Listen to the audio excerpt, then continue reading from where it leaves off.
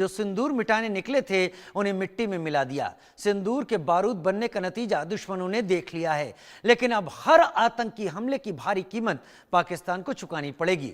पाकिस्तान ने आतंकियों को एक्सपोर्ट करना जारी रखा तो पाई पाई की कीमत चुकानी होगी। मोदी का संदेश साफ है, अब पाकिस्तान के किसी भी दुस्साहस का अंजाम उसकी कल्पना से परे होगा। सिंदूर के बारूद से आतंक भस्म होगा। पाकिस्तान में चारों तरफ सिर्फ तबाही की तस्वीरें ही नजर आएंगी। पाकिस्तान का वो हाल होगा जिसकी कल्पना मात्र से ही आतंकी कांप जाएंगे। लेकिन सवाल है, क्या पाकिस्तान अब आतंकियों को एक्सपोर्ट करना बंद करेगा?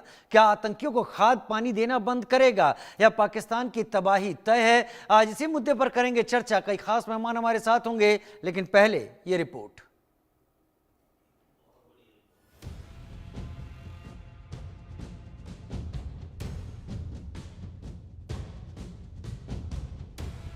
बॉर्डर से मोदी की ललकार, हर आतंकी का होगा संहार।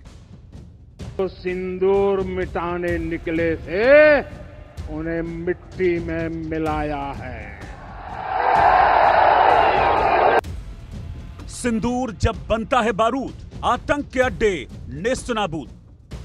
इसके दुश्मनों ने भी देख लिया कि जब सिंदूर बारूद बन जाता है तो नतीजा क्या होता है। दिमाग ठंडा, खून गर्म, मोदी की कसम, पाक भस्म। हमारी सरकार ने तीनों सेनाओं को खुली छूट दे दी थी।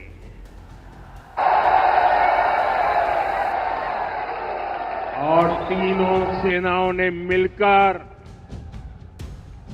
ऐसा चक्रव्यूह रचा। प्रधानमंत्री मोदी की इस ललकार को पाकिस्तान कान खोलकर सुन ले। आतंक के आका समझ लें कि अब किसी भी दुस्साहस का अंजाम उसकी कल्पना से परे होगा।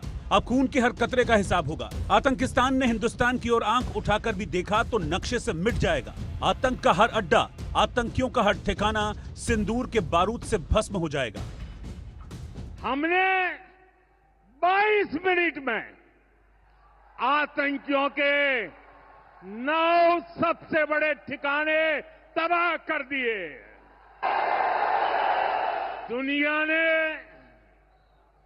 और देश के दुश्मनों ने भी देख लिया कि जब सिंदूर बारूद बन जाता है तो नतीजा क्या होता है। आतंक के आकाओं को, आतंकियों को पालने पोसने वालों को यह अच्छी तरह समझ आ गया होगा कि सिंदूर मिटाने का अंजाम क्या होता है। सिंदूर जब बारूद बन जाता है तो क्या हश्र होता है। पीएम मोदी ने पाकिस्तान को यह सीधा और सख्त संदेश राजस्थान के बीकानेर से दिया। पीएम मोदी ने बता दिया कि पाकिस्तान के हर नापाक हरकत का करारा जवाब दिया जाएगा। हिंदुस्तान का लहू बहाने वालों को कतरे कतरे का हिसाब देना पड़ेगा। जो हिंदुस्तान का लहू बहाते थे, आज कतरे कतरे का हिसाब चुकाया है। जो सोचते थे भारत चुप रहेगा, आज वो घरों में डूब डूब के पड़े हैं। भारत के वीर सपूतों ने एक और आतंकियों का सफाया किया, आतंक के अड्डों को मलबे में मिलाया, तो दूसरी ओर पाकिस्तान के घमंड को भी चूर चूर कर दिया। किराए की जिन मिसाइलों, ड्रोन और फाइटर जेट पर पाकिस्तान इतराता था, उसे कबाड़ के ढेर में तब्दील कर दिया। सिर्फ इतना ही नहीं, पाकिस्तान के सैन्य अड्डों और 11 एयरबेस को भी गड्ढों में बदल दिया। एयरबेस की तबाही में पाकिस्तान को भारी नुकसान हुआ। पाकिस्तान के सरगोधा एयरबेस में रडार कमांड इंफ्रास्ट्रक्चर को नुकसान पहुंचा, जिसकी रिपेयरिंग में $100 मिलियन का खर्च आएगा। भारत के हमले से नूर खान एयरबेस में हैंगर, शेल्टर कंट्रोल सेंटर्स को नुकसान पहुंचा, जिसकी रिपेयरिंग में $125 मिलियन का खर्च आएगा। भारतीय सेना ने पाकिस्तान के पंजाब प्रांत के रहीम यार खान एयरबेस को भी निशाना बनाया। भारत के हमले से एयरबेस की एयर स्ट्रिप पर गहरा गड्ढा बन गया, इसकी रिपेयरिंग में भी $100 मिलियन का खर्च आएगा। ऐसे ही पाकिस्तान के 11 एयरबेस को भारत ने तबाह किया, जिसे तैयार करने में कई सालों का वक्त लग जाएगा। भारत की जवाबी कार्रवाई में पाकिस्तान के सैन्य ठिकानों को ही नुकसान नहीं पहुंचा, बल्कि उसकी अर्थव्यवस्था की कमर भी तोड़ दी। अब भारत ने दो टूक साफ कर दिया है।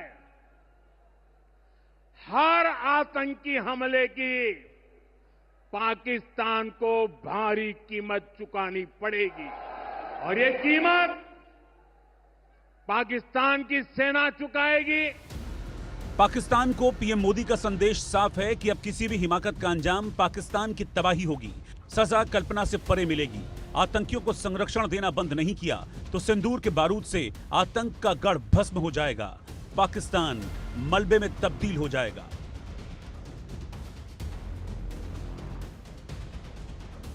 Bureau report, India news. लेकिन लगता नहीं कि पाकिस्तान इन भाषाओं को समझ पाया है। पाकिस्तान ने मारे गए आतंकवादियों को 1-1 करोड़ रुपए का मुआवजा देने की बात कही है। 14 करोड़ रुपए जैश ए मोहम्मद को दिए जाने की बात कही है, जहां पर बहावलपुर में उसका अड्डा तबाह कर दिया गया। उधर मुरीदके में लश्कर ए तैयबा का अड्डा भी पूरी तरीके से मिट्टी में मिला दिया गया। लेकिन पाकिस्तान इस नेटवर्क को एक बार फिर से खड़ा करने की कोशिश कर रहा है। मेरे साथ कई खास मेहमान इस वक्त जुड़ गए हैं। Major general retired Brajesh Kumar defence expert के तौर पर जुड़ गए हैं। आलोक मेहता सर हमारे एडिटोरियल डायरेक्टर हमारे साथ जुड़ गए हैं। Major general retired doctor JK Bansal हमारे साथ डिफेंस एक्सपर्ट के तौर पर जुड़ गए हैं। अहमद मस्तिखान बलोच सीनियर जर्नलिस्ट हमारे साथ अक्सर जुड़ते रहे हैं और बेबाक तरीके से अपनी बात रखते हैं। बहुत स्वागत है आप सभी का इस डिस्कशन में, क्योंकि आप लोगों के जरिए और मैं और मेरे दर्शक ये समझेंगे कि करंट जो हालात हैं वो क्या इशारा करते हैं। सबसे पहले मेजर जनरल